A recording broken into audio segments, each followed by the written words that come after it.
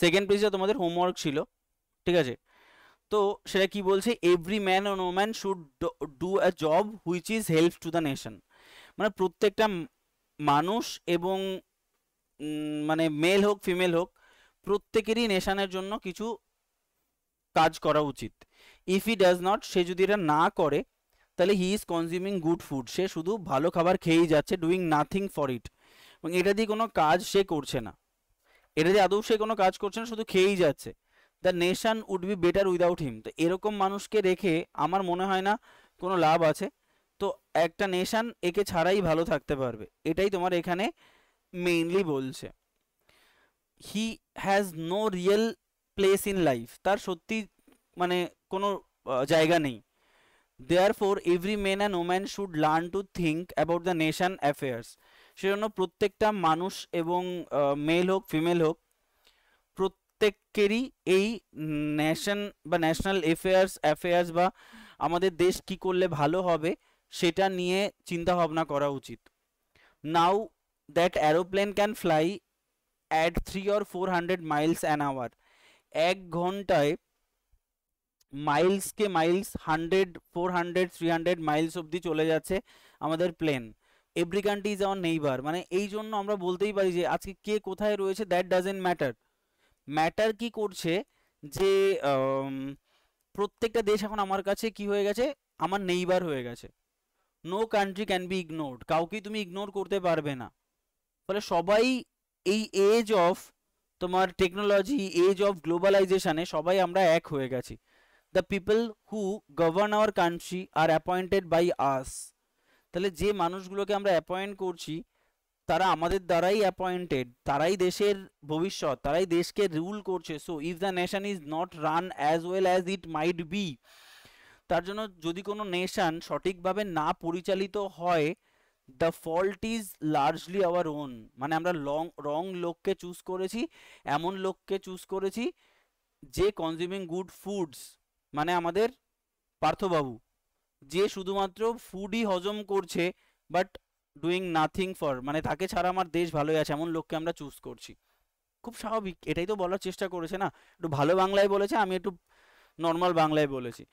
তো তোমরা সৌরভ আনমিউট করো, তুমি কি বলেছো সেটা আমি একবার হ্যাঁ শুনবো, স্যার। আর আমি এটাকে আপাতত রেকর্ডিংসটা পজ করে রাখছি। আচ্ছা, মেইনলি দুটো রাইটিং আমরা চেক করলাম, একটা সৌরভের রাইটিং যার তোমার টাইটেল ছিল citizen and a strong nation, খুব ভালো টাইটেল, এটাকে নেওয়া যায়, আমিও এরমই টাইটেল দিয়েছি, আমি দিয়েছি citizen and its nation, but strong নেশনটা বেশি ভালো লাগছে শুনতে। তো এটাকে তোমরা নিতে পারো, citizen and a strong nation, ঠিক আছে? তাহলে এই টাইটেলটা নেওয়াই যায়। তাহলে আমার টাইটেলের যা রুল সেটা আমার কিন্তু মোটামুটি 1 2 3 4 5, আমি বলেছি 5টা টাইটেলের মানে ওয়ার্ডসের মধ্যে লিখতে হবে, খুব ভালো, 5টার মধ্যে আমার চলে এসছে, ঠিক আছে? তো নেক্সট দেখো, এটাকে আমি আরো একবার পড়ছি কি বলেছে আর আমরা কিভাবে লিখবো।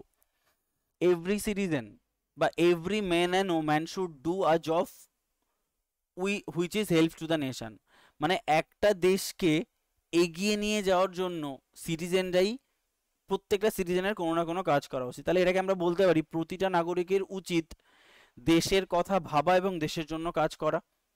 তাই তো বলছে না, দেখো এই পয়েন্টটাও দেখো, therefore every men and woman should think to learn about the national affairs.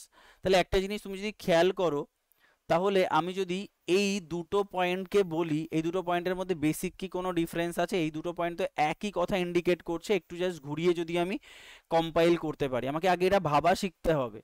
তাহলে প্রথম কি বললাম, every men and woman should do a job which is help to nation, and therefore every men and woman should learn to think about the national welfares. এই দুটো point same না? Just আমি দুটোকে compile করেছি, এরম লিখি প্রত্যেকটা নাগরিকের উচিত দেশের কথা ভাবা এবং দেশের জন্য কাজ করা, ঠিক আছে? এবং দেখো, এই দেশ সম্পর্কে তার পুরোপুরি জানাও উচিত, এটাও তো ঠিক না? এই দেশটায় যে রয়েছে সেই দেশ সম্পর্কে সে শুধু মানে এই যে লার্ন, যেটা এটাকে আমরা ফোকাস করতে পারি, আর একটা যেমন ভাবা উচিত, চিন্তা ভাবনা করা উচিত, তেমনি কি জানাও উচিত। এবং আজকে এই বিশ্বায়নের যুগে বা এই গ্লোবালাইজেশনের যুগে কোনো কোনো দেশকেই কোনো দেশকেই তুমি কিন্তু ইগনোর করতে পারো না। দেখো সেটাই বলছে, now that aeroplane can fly. দেখো কোনো দেশকেই তুমি ইগনোর করতে পারো না। এবং সেই জন্য এখানে এটাই বলার কথা বলছে যে তুমি তোমার দেশকে তো জানতেই হবে, প্যারালালি এটাকে বোঝানোর চেষ্টা করেছে যে তোমার প্রতিবেশী দেশ সম্পর্কেও তোমাকে জানতে হবে। তোমার প্রতিবেশী দেশ সম্পর্কেও তোমাকে জানতে হবে। কেন? একটা অ্যারোপ্লেন 3 থেকে 4 ঘন্টার মধ্যেই মাইলকে মাইল, তোমার 1 ঘন্টার মধ্যে মাইলকে মাইল বা 100, 200, 300 মাইল কভার করছে। তো অন্য দেশ সম্পর্কে জানো, কেন জানো? যাতে করে নিজের নিজের দেশকে তুমি অনেক দূর এগিয়ে নিয়ে যেতে পারো। আবার দেখো একটা পয়েন্ট যদি খুব ভালো করে খেয়াল করো, তাহলে আমার কি এই দুটো পয়েন্ট একই হলো। দেখো, the people who govern our country are appointed by us. এই এই লাইনটা এই লাইনটা থাকা বা না থাকা একই ব্যাপার। এটা ইউজলেস পয়েন্ট। কেন? এর পরের লাইনটাই এটাকে বলে, so the nation is not run well as might it may be, the fault is largely our own. এবং দেখো, if he does not consuming good foods and doing nothing for it, the nation would be better without him. ঠিক আছে, he has no real place in life. আচ্ছা, এই পয়েন্টগুলো kind of একই ভাষাকে indicate করছে না? যে ইফ সে যদি আমার দেশের জন্য না ভাবে, তাহলে আমার দেশকে কি শুধু দেশের খাবারই কনজিউম করছে, দেশের জন্য কোনো কাজ করছে না। ঠিক আছে? এবং যদি যদি তুমি তোমার দেশকে সঠিকভাবে রান্না করতে পারো, তাহলে তার মানে তুমি সঠিক লোককে চুজ করোনি। তার মানে এটাকে আমি নর্মালি করতে পারি। দেখো, এইটা কিন্তু গুরুত্বপূর্ণ পয়েন্ট নয়। সবসময় মাথায় রাখবে যে একটা প্রেসি করার সময় তোমাকে কি বোঝাতে চেয়েছে, কোন পয়েন্টটাকে বেশি ফোকাস করতে চেয়েছে, কোন পয়েন্টটাকে বেশি ফোকাস করতে চেয়েছে। এখানে বলতে চেয়েছে, এখানে তুমি এই পয়েন্টগুলোকে যত কম প্রেফারেন্স দিয়ে পারো, কারণ এইগুলো তোমার প্রেসির আত্মা নয়, দিস ইজ রিফ্লেকটিভ প্রেসি। তো রিফ্লেকটিভ প্রেসিতে তোমাকে মেইন যে রিফ্লেকশনটা দিয়েছে সে 85 থেকে 90% প্রায়োরিটি কভার করবে। বাকি যে 15 to 10% সেটা ইউজলেস কথা থাকবে। মানে কে খাচ্ছে না, কে কাজ করছে না, দ্যাট ডাজেন্ট ম্যাটার রিফ্লেকটিভ প্রেসিতে। ঠিক আছে? একটা দেশ চলছে না বা চলছে না, এগুলো কিন্তু 10 to 15%। মেইনলি একটা মানুষ, একজন নাগরিকের দেশের সম্পর্কে ভাবা উচিত, দেশ নিয়ে চিন্তা ভাবনা করা উচিত, এবং এই বিশ্বায়নের যুগে তাকে প্রতিবেশী দেশ সম্পর্কে জানতে হবে, না হলে এটা দেশের জন্য একটা অকল্যাণ বয়ে আনবে। এটাই তো প্রেসি মেইনলি আমার দৃষ্টিকোণ থেকে। তো লিখতে পারো, লেখো, আমি বলে দিচ্ছি। লেখো, every citizen every citizen every citizen should think every citizen should about think about his country his country his country and work for it and work for it। তাহলে চিন্তা ভাবনা করা উচিত এবং কাজ করা উচিত। এটাকে এমফাসাইজ করার জন্য আমি আরো একটা পয়েন্ট বলতে পারি যে হি শুড বা he also should know know একটা থিঙ্ক আর একটা নো দুটো আলাদা জিনিস। He also should know about the country বা অ্যাবাউট হিজ কান্ট্রি, যেটা খুশি। তাহলে সে বা তাকে এই দেশ সম্পর্কে যেমন জানা উচিত, সেটাই বলা হচ্ছে। শুধু তাই নয়, he must keep he must keep he must মানে অ্যাকচুয়ালি আমাদের নাগরিকদের কি করা উচিত সেটাই রিফ্লেকশন এখানে তুলে ধরার চেষ্টা করেছে। He must keep he must keep knowledge he must keep knowledge about he must keep knowledge about his neighbour country his his neighbour country neighbor countries in the age of globalization, in the age of globalization,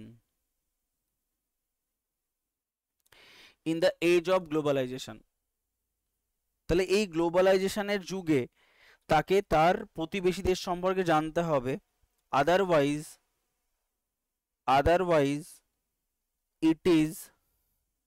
it is misery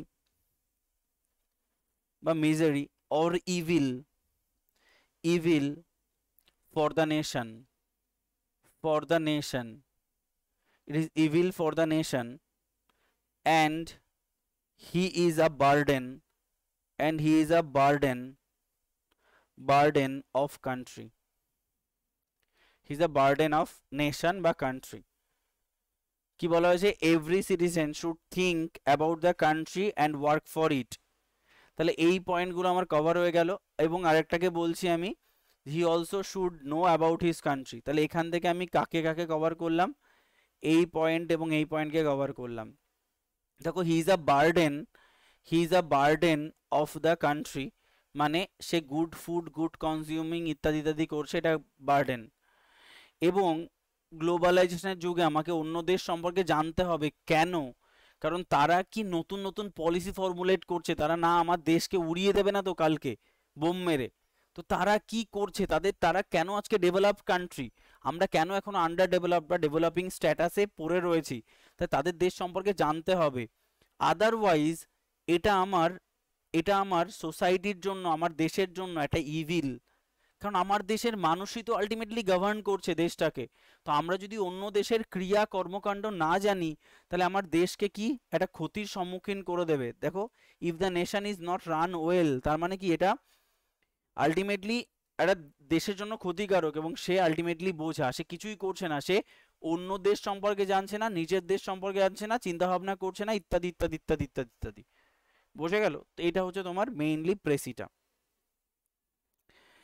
তো next দিন তাহলে আমরা একটা reflective precis করেছি এবং একটা homework ছিল। হ্যাঁ বলো। ওই তোমার ওই সবুজ আর নীল, ওটা কি ইন্ডিকেট করছো? মানে নীল কালিগুলো কি ওইটা মেন ফোকাস, তাই তো? আর সবুজ গুলো বাদ? হ্যাঁ, নীল কালি যেটা, সেটা হচ্ছে মেন ফোকাস। এই যে এটাও নীল কালি দিয়ে করছি, এটা উদাহরণ, এটাকে দেওয়া যাবে না, বাট এর মধ্যে একটা বড় তাৎপর্য রয়েছে। আর সবুজ কালি যেটা, সেটা জাস্ট কিছু, মানে ওটা আসবে কম, 10 to 15% প্রায়োরিটি পাবে। সেই জন্য দেখো আমি কতটা, হি ইজ আ বার্ডেন। এবং মানে এটাও গুরুত্বপূর্ণ, সবুজের এই পয়েন্টটাও খুব গুরুত্বপূর্ণ, সেই জন্য এটাকে আমরা জাস্ট একটা লাইনে কভার করে দিয়েছি, কারণ বেশি গুরুত্ব পাচ্ছে বাকি পোর্শনটা। তো তোমাকে আগে বুঝতে হবে রিফ্লেকশন কোন দিকে ঠেলছে তোমাকে, তবেই তুমি এটাকে করতে পারবে। নেক্সট দিন আমরা এটা করব, তোমাদের জন্য এটা হোমওয়ার্ক থাকবে, 4 নাম্বারটা হোমওয়ার্ক। বাট আগে এটা আমরা করে নিই, নেক্সট ক্লাসে আমরা এটা করব, ঠিক আছে?